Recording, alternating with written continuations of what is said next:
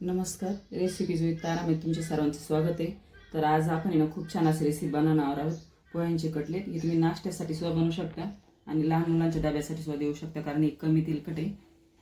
आणि तुम्ही माझ्या चॅनलला अजून सबस्क्राईब नसेल केलं तर नक्की सबस्क्राईब करा. चला तर सुरुवात करूया रेसिपीला. चला तर बघू रेसिपीसाठी लागणारे साहित्य. इथे मी पोहे घेतले, अंदाजेच घेतले, जेवढा आपल्याला नाश्ता बनवायचा त्याच्यानुसार घ्यायची.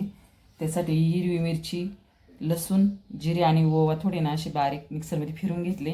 एक बटाटा घेतला आहे, चवीनुसार मीठ घेतलं, बेसन पीठ घेतलं आहे, हळद, कोथिंबीर आहे आणि इथं कढीपत्ता असा बारीक कट करून घेतला आहे. त्यानंतर कांदा आणि टोमॅटो घेतला आहे. आपल्या आवडीनुसार आपण त्यामध्ये भाज्या टाकू शकतो.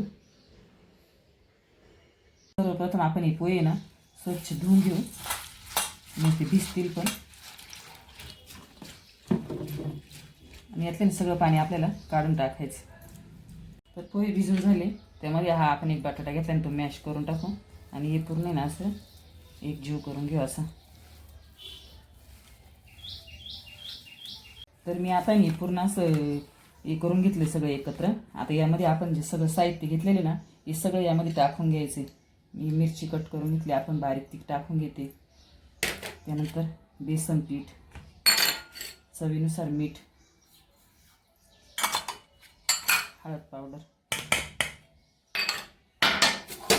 आणि कांदा आणि टोमॅटो, कोथिंबीर. आता पूर्ण आहे ना हे परत असं एक जीवाचा गोळा तयार करून घ्यायचा आहे आपल्याला.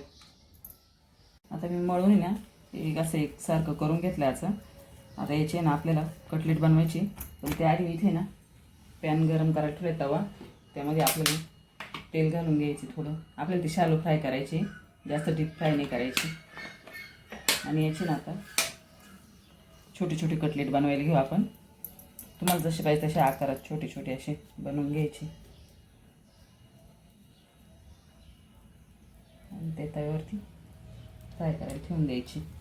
अशा प्रकारे आपण बनवून घेऊ सगळे. तर अशा प्रकारे मी हे ना सगळे करून घेतले. आता ते ना उलटे करून घेऊ थोडे. ते चांगले फ्राय होऊन द्यायचे आपल्याला, उलटे पालटे करून करून. आता अशा प्रकारे शालो फ्राय झाले. आता गॅस बंद करून आहे ना काढून घेते आता मी हे. खूप छान अशी रेसिपी. तुम्ही ना मुलांना डब्याला पण देऊ शकता आणि कमी तेलकट, शिवाय तेलकट पण नाही अजिबात. नाश्त्यासाठी पण छान आहे. तर अशा प्रकारे आपली ना पोहा कटलेटची रेसिपी तयार झालेली. तुम्ही पण घरी नक्की करून बघा. रेसिपी आवडल्यास कमेंट करा, व्हिडिओला लाईक करा आणि असेच नवनवीन रेसिपी बघण्यासाठी चॅनलला नक्की सबस्क्राईब करा. धन्यवाद.